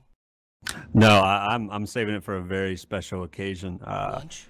I was going to use it this evening, but we ended up having a nice steak dinner, so I will use Taco Bell. Wow, you sound so elegant now, man. I know. Yeah. Well, what did you prefer, steak or Taco Bell? Is this some round steak that had been sitting in the fridge with a freezer burn on it? I mean, what kind of steak are we talking about here, man? What kind of elegant? I know you got this nice mic and your voice is sounding, very. How would you say it, Sonny? What does he sound like? He's very like a voiceover on a commercial, like an Arby's commercial or something. Just we have meats. Can you say we have the meats in that voice you just did, please? Just one time. We'll save that for later, because I'm not very. This guy's good. No, OSU. Real quick, Penguins just went up 5-0 over the Flyers. God Lord, why is Philly in the playoffs? Anywho, Dooku in the chat. Appreciate you, Dooku, for submitting all these questions. All you MBL guys who aren't submitting questions, I'm glaring at you. Yes. MBL, who do you think is the Jerry Jones of the MBL owners?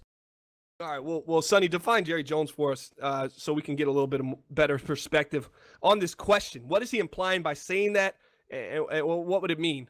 Because I just need a little clarification. I figure you know a lot about Jerry Jones, probably. Me? What? Well, I don't know. You know everything about everything. I imagine Jerry Jones. I imagine Jerry Jones is the loud, outlandish owner who continually thinks his team's going to win a title, but continually disappoints America. Oh, okay. So it's the Browns. I was going to say, is Sonny Jerry his Jones? team's America's team, right? So Yeah. he thinks, okay. Trust me, it's not the Browns. No owner thinks that the Browns are winning. And even Jimmy Haslam's like, The Browns we're not think winning. No. I think No. Star thinks they're going to win. Oh, you mean OSU didn't Star? follow that. No, I thought we were doing Jerry Jones. But yeah, Star's a good one. Darth Ben says Kyle. Yeah, Well, Kyle's actually won, though, and he went back-to-back. I mean, unless... are we talking about Jerry Jones today or 90s Jerry Jones? No, we're talking about Jerry today Jones Jerry Jones. Okay, so today, I wasn't right? alive until '92, so So we're going to say know. Timbo, right? That's what we're going to say, right? He puts together a good team. They've actually been to the Super Bowl. Can't probably say them. It would have to be someone that has completely fell short of expectation nearly every year, but continues to believe. I don't know if we even have one. I think it's it almost maybe? has to.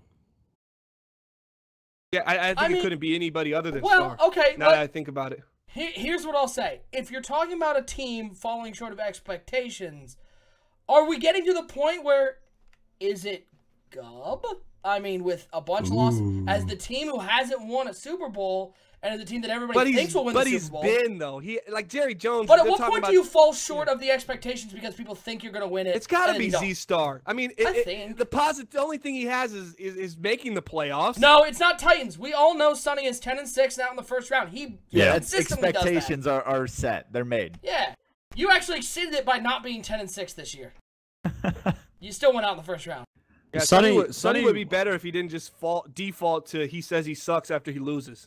You know, if he didn't do that, then maybe if he was like, well, actually, we didn't really lose, we just scored less points. You know, then if he tried to spin it, but then he just reverts back to he's just 10-6. What do you expect from me? But Star might be the closest to it. That I can see. Because it has to be someone that hasn't won, right? And that if they make the playoffs, they're talking this big game, you know, the whole season they're going to be this and that. Oh, then it's Brawler. Yeah. Talking the well, big you're on game. the list now, so. Such is life. He doesn't. Hey, Brawler did ask a question. What did he asked which playoff team from last year won't make it this season. That's a good question. Playoff team from last year that won't make it this year. I'm looking through the playoff teams right now. Hold on. I mean, the team for me that's easiest to say is the New York Giants, just because we don't really know what they're gonna be. If you, I got a better question. All right, who cares about Jerry Jones? This is dumb. Let's go with who was the what was the Raiders owner's name? Al Davis. We're even around when we. All right, who's the Al Davis? One that just only drafts speed and pretty much does nothing with it. That's what I was gonna say. 96 speed. Every wide receiver. I looked on his roster when I played him. Every wide receiver is 96 speed or better. He did actually say one draft he had 3 picks. They were inside like 3 picks inside like the top 15. And he said, "I'm drafting 3 Harvey Beckhams," and he just drafted 3 midget wide receivers that were. He has 3 wide receivers on his team: 94 speed, 97 speed, 95 speed. It's all of them. 94, 96, speed excel, 97, 97, 95, 92. It's all the wide receivers on his team. Oh boy, you got to explain it to do Mr. Al Davis of the MBL. But anywho, which team is most likely, who made the playoffs this year, most likely to miss it next season? If I'm taking out the Giants, just because we don't know, I don't know, I guess the Jets would be my next choice because I think that division only gets 1 team out of there, and the Patriots at 8-8, they're bound to have a better start to the season, right? What's the question? A team who made the playoffs last year that won't make it this year. Oh, yeah. I mean, you always want to look at that AFC East. It just seems like it's a rotating door over there. We've seen the Patriots win, the Bills win, now the Jets win. Well, we know the Finns ain't going to win. So that's one thing we know for sure. But those 3 teams seem to be cycling because Pricey's over there trying to spend money to get XP for his offensive lineman's strength, and he just can't do it. And it just got him rattled over there. So he's got to get his head out of that and start focusing forward, and he might get himself the AFC East. But, yeah, I'd say probably the Jets, or you can look at the Giants because the Redskins said it's their division. Who do you say, Sonny? No, I think I'm going to look out to the NFC East. I think the Rams get it this year finally with Bags. I think Seattle finally has enough attrition that they fall down. No Jimmy Graham now. A.J. Green's gone. They obviously do get Allen Robinson, but we've called it multiple times, but I'm going to call it again. I'm going to take the Rams in the NFC West. And you've called multiple teams multiple times in that division. I think maybe you should be cut off. The 49ers did get it once. Yeah, but you were late, and they didn't win the division, though. Yeah. But I guess, whatever. I mean, you did pick a team that was kind of nosediving, it seemed, at one point, but a lot of young talent, and you got behind them, and then in a year and a half, they made that run. It was a very magical run. Rookie Arsenio Sapp. Yeah, maybe this might be their year to bounce back. They have a good team on paper. Really good team. Russell Wilson. But Kyle's complaining about Russell Wilson's throw power, guys. His throw power is now at 87. He's been complaining about this guy's throw power even when it was at 91. He goes, man, that throw power, I just can't make the throws. Then to 89, that throw power can't make the throws. Now it's at 87. How does he fare? I mean, just throwing to the halfback doesn't seem like throw power would be that much of a factor here. But he's saying throw power is a big deal. What do you guys think in the chat right now? That's why you don't sign guys to 7-year contracts to try to get cheap with the salary cap. Lip, you got it. Is there another team that we haven't mentioned? So I'm going to go with the Jacksonville Jaguars, and I'm going to go with that because they let Allen Robinson go, and I think he was a developed receiver. They just got a great star with pick number 8. but I think there's going to be growing pains there. And we saw last year the Jaguars get a couple wins that they were lucky at times. I don't know how they got the wins. They played pretty poorly at times. And at 11-5, not winning your division, one game means a lot. And they had a huge fumble that they got really lucky on, I think, against the 49ers. Especially the AFC.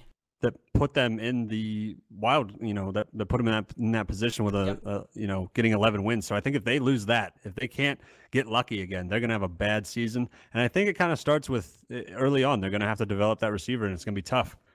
Update for a Bomber who I know cares about this. The Cavs won by 3. LeBron James put up 46 So all that points. LeBron James first quarter 25-point lead, whatever it was, they ended up just limping out of that game with a 3-point They win. were up 33-18 after the first quarter.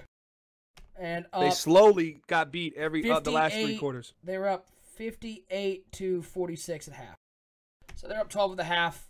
The Pacers won all 3, but LeBron put up 46 and 12. That's a pretty good game. Good for him. I mean, he's a beast. Nobody's saying he's not a beast.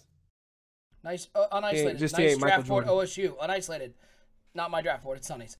Also, Dooku said Raiders should just be renamed the Midgets. No, I'm the Raiders. I think I'm next up in that midget category. Let's see. I saw another question. It was what do you think, from Darce Knight, what do you think is the hardest position to successfully draft? I guess my question would be out of the box or with development, because I always think offensive line is hard to draft coming out of the draft because they tend to be lower awareness. I think they're pretty nice to develop, but offensive lineman has always been tough for me. But then again, I've drafted offensive linemen pretty much every draft. So I don't know. What other positions do you think are hard to draft? Anyone? I think that on offense, I think you can get players developed on offense because I think you have more control. Quarterback, wide receiver, halfback, tight end, those guys, you can give them the ball however many times you want. So I think that's a lot easier to develop those guys. And if you have a good offense, the offensive line grows with that, I think. But defense, just really outside of safety, I think that those are a little tougher to develop because they don't get the ball all the time. They have, you have to really focus them into a defense and try to put them in the best position to make plays so that they can develop. I don't want to say a specific position because I just think that in general it's harder because they don't have the opportunity to carry the ball and make plays like the offense does. Dark Knight says out of the box, Florida's problem with DEDT outside linebacker, Brawler also says defensive tackle. Bomber, easiest, it's got to be either wide receiver or quarterback, right? Easiest to develop. I see so many guys take 67 overall wide receivers in the next season, they're already up to 80 because they just get, as Lip said, they get the ball so often. Yeah, so we're talking about developing a person that just has normal development, right? Yeah. So I would say, man, I would think cornerback would be tough because safety, it just seems like they can make plays here and there and do things. But cornerback, if they just don't get the interceptions, it just really seems like they're not going to get the XP at the end of the year. That's really determining on if the first season as a rookie, if you can become a Pro Bowler, or the second season or the third season, you get that XP. Cornerback, you're kind of at the mercy of that player just making plays or people throwing at him. Linebacker, you can use a lot of that and make plays on your own. But I think cornerback, to me, is a tough position to kind of just develop. I mean, I've had Mike LeBounty, and I've done fairly well developing him, but he just doesn't give me too much some seasons, and he doesn't really get that much better. As wide receiver, you can get him involved in the game, and you can do your part and give him the targets to make the plays, and that's probably why it's easy. And the same with quarterback as well, and probably halfback as well on that list too. Just to build off that a little bit, I think safety compared to corner is really the interceptions, and a lot of those times their goals and stuff are 8, 10, 12 interceptions. As with safety, you might only be looking at 4 or 6 interceptions, but those guys can also be developed if they make tackles, and that's pretty easy. We always say that you can take safeties later in the draft because they're pretty easy to develop it, and I think it's because of that. Corners are much more dependent on interceptions than safety. I had a great question in the chat from Darth Ben. What teams would Bomber and Lip pick if they were banned from picking the Lions and the Steelers? Not knowing overalls. Bomber, is there another team off the top of your head you'd like? Yeah, I like Cam Newton, man. That would probably be my favorite player if it wasn't for Matt Stafford and I wasn't a Detroit Lion fan, so I probably would just pick the Panthers every year. But, yeah, that's not going to happen, man. Detroit Lions. I got to ride or die with them because I remember when I started this thing way back when, Sonny used to tell me all the time, when Calvin Johnson's gone, you're never going to pick this team. So I had to stay with them. And actually, I think I won one championship with Calvin Johnson. That's a spot-on Sonny impression, by the way. Yeah, hey, man. I could hear the boldness in your voice. It's like 3-4 years of this guy, dude, and I pretty much got it down pat right now. But, Sonny, you remember saying that, right? When Calvin Johnson's gone, you're not going to pick the Lions anymore. They're going to have no receivers. Yes, I definitely remember saying that. I stayed with him. Not out of spite, but, I mean, a little bit maybe. I got to stay with them, ups and downs, man. Now, at this point, if I leave, they're actually starting to get a little better in Madden. So if I leave now, it would be dumb. And then if they got bad and I left, I'd look bad. I'd look like somebody who picked the Bengals forever and then left when their offensive line wasn't any good. Lip, I know Remember that guy? There's always a lot of rumors about, is Lip going to look somewhere else? Any teams that maybe piqued your fancy? Hold on. Sonny, what do you call it when Lip does that? What is he doing? It's Lip just fishing for attention there. Oh, attention-driven Lip. He's never leaving. Dude, he does it every time. And then he's going to act like he gets mad one time, but it'll probably be at the same time in which Ben leaves. So then we'll get to dog him out for that if he does leave then. So several years ago when Allen Robinson came out of Penn State, I just, I enjoyed the Jaguars because they had Allen Robinson and Paul Plesney. I think that if I was going to pick a team other than the Steelers this year, it'd probably be to go wherever Saquon Barkley goes. I really enjoy Penn State players. So I think that's where I would go. If I was picking a team just based off a team, I think it would be the Kansas City Chiefs because whenever I played football, our school colors were red, and I enjoyed, the color red. And the Chiefs were, a second team. So, because they were red, and it's really that simple. So if I wasn't the Steelers and I had to pick just based off a team, probably be the Chiefs. Darth Ben says, I hate Penn State. I hate you, Darth Ben. There it is, right there. Oh. There's the correct response. Timbo saying odds that Vikings can repeat. They're 100% repeating, dude. Of course, man. They're repeating. Yeah, 100%. Odds, what is it? What's a low percent? 2.5 to 20 or something like that. 1 in 60. No, it's usually like 2 and like 5, 2 to 5. Yeah, 2 to 5. Like yeah, 2 to 5, man. I mean, this Vikings team is really good. They're good, man. I mean, here's the thing. There are a lot of teams that I look at that I'll be interested to see if they take the next step forward. Atlanta, New Orleans. They're sort of the next two I look at in the NFC South as good young quarterbacks, a lot of young talent. I mean, it's tough to repeat, man. It's tough to stay on top. It's tough to win back to back, especially when you even saw it in the Super Bowl. I mean, he outplayed the Chargers and they went to overtime. I mean, that's how tough it is to go through that sequence again and go back to back. It really takes a really, really, really good team. I think he has a good team. I think he has a good chance. But I don't think there's let me rephrase the question. Are the Vikings the favorite going into this season? I think the Super Bowl champion's always the favorite. It's got to be. Well, not always. Except if me or Lip wins, then it's the Vikings are the favorite, right, Lip? The Vikings are always the favorite. Yeah, of course. Hey, man, I'm not trying to upset Kyle won a here. Super Bowl, and nobody thought the Seahawks were the favorite coming out. Yeah, that was probably the one team that I say that's one that I thought there's no way in HE double hockey sticks. Yeah, there's no way that they're coming back to the Super Bowl. Hockey. Seahawks won an MBL season 26. He said, "Get me in the Champions Club." I said, "No way. You're gonna have to win 3 of those, and I still wouldn't let you win the way that you're playing." But it worked out for him. Out of box, he took a defensive ready team, and he played the ground and pound offense with some great ball hawking defense. I mean, shout out to Kyle, man. He finessed himself a championship by playing that way. Hats off to him. Just Champions Club doesn't want any part of it, though. What do you think, Sonny? Vikings favorite? Season 31?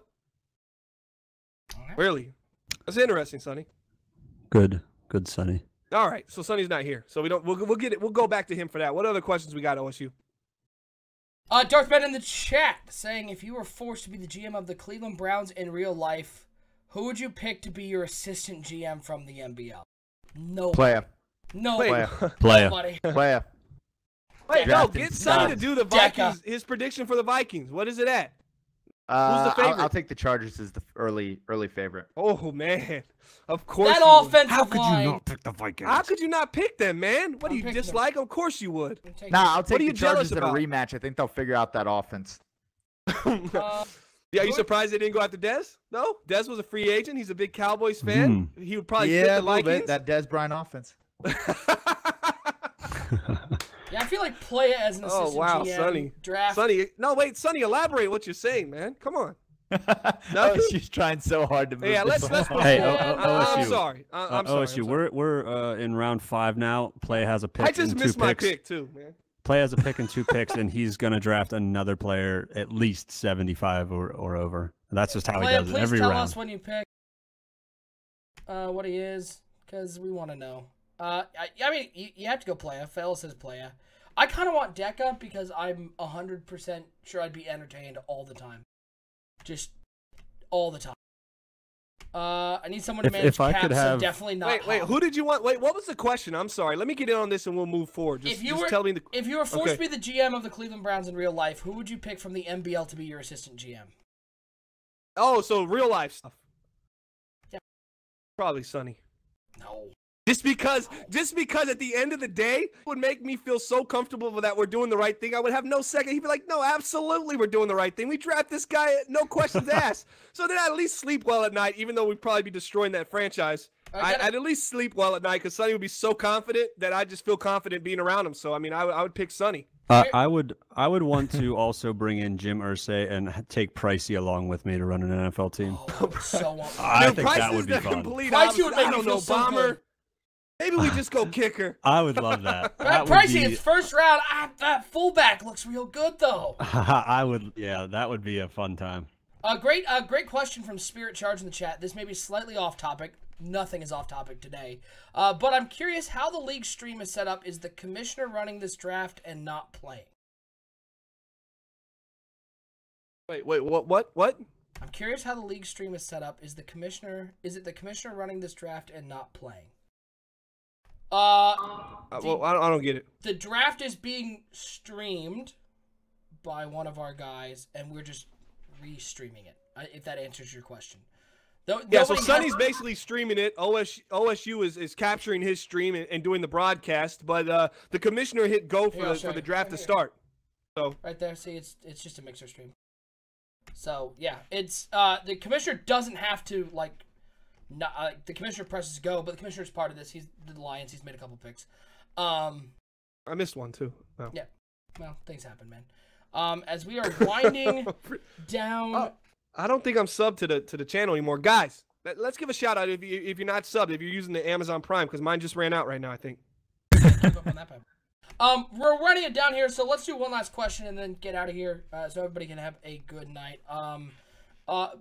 Same question to everybody, but we'll start with Bomber. Bomber, what are you, as we head into season 31, and the last 2 seasons here in this cycle, what are you most looking forward to, whether it's a storyline in the MBL, whether it's a show that's coming out, whether it's something developing? What are you most looking forward to in these last 2 seasons? In the last 2 seasons, as a team or as the league? Anything.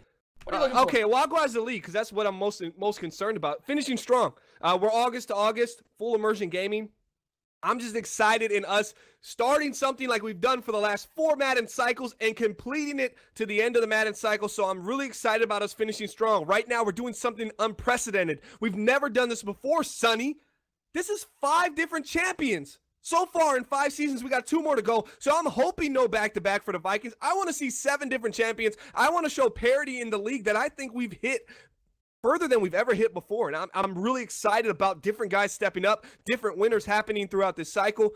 Really impressed about that. And another thing I want to put out there, I hope the last 2 championships go to the AFC because, man, you're making the NFC look like too much of a powerhouse. We're 4-1 over the AFC right now. And put hashtag NFC in the chat if you're representing the NFC. That's the National Football Conference, I believe. I think that's what it means. Yeah, you're right. But yeah. Yeah. So that's it. Yeah. The NFC the last 2 NFC seasons, MBL for life. There we go. The NFC dominates the AFC so bad that if I could move Pittsburgh to the NFC, I would, just because we're really slacking in the AFC. but the last 2 seasons, it's exciting because we're going to have the NBL Players Hall of Fame. That's probably July or August. That's really awesome to see what guys have done with players over the course of 6-7 seasons. Really cool to see. And then also the NBL top 25 players of the entire cycle, all the players. Who are the best top 25? Those are 2 really cool lists to see just the whole cycle come together, what players did, what owners did. Those are really exciting things as we close out each cycle. I'm going to go out and say I'm excited about the content coming towards the back end of the August run, EA Play, and various things we'll be doing, interviews with developers and so on. That's always a good time of the year as we start getting information on the next Madden. It just kind of runs through, and then obviously kind of a self-promoting shout out here to me and OSU. Highly debatable stock game. We're updating the rules here for the next season. It's going to be a lot of fun, a lot more interesting, more parity in that. So some good stuff coming. Yeah, I just think from the network perspective, I feel like innovation and new shows and things like that, they always seem to crop up. It's very rarely are there shows that we plan on coming out 8 months down the road. It's usually somebody taking initiative and making something happen. So I'm always interested to see what new stuff comes out, and the continuing development of MBL Live and of all of our original programming. With the technology that we have at our fingertips, we have a lot of cool things that we can do, and I'm looking forward to that. But that's going to do it for our coverage tonight, folks. We appreciate everybody who hung out with us through this hour and 55-minute broadcast. A great night here, Season 31 Draft. Again, reminder, Saturday night and Sunday night, we will be live right here on Twitch, twitch.tv/MBL Network, hosted by our friends over the EA Madden NFL channel with Week 1 action, the NBL live season getting underway. Side note on Isolate in the chat, better get that schedule together because we don't have a whole lot of time. But we appreciate all you tuning in. It should be a great season. We hope you'll keep tuning into the NBL Network. For my co-hosts, Bomber, Lip, and Sonny, I am OSU. Thank you once again from all of us here at the NBL Network, and we'll see you throughout the season on our NBL live broadcast and all of our NBL original programming.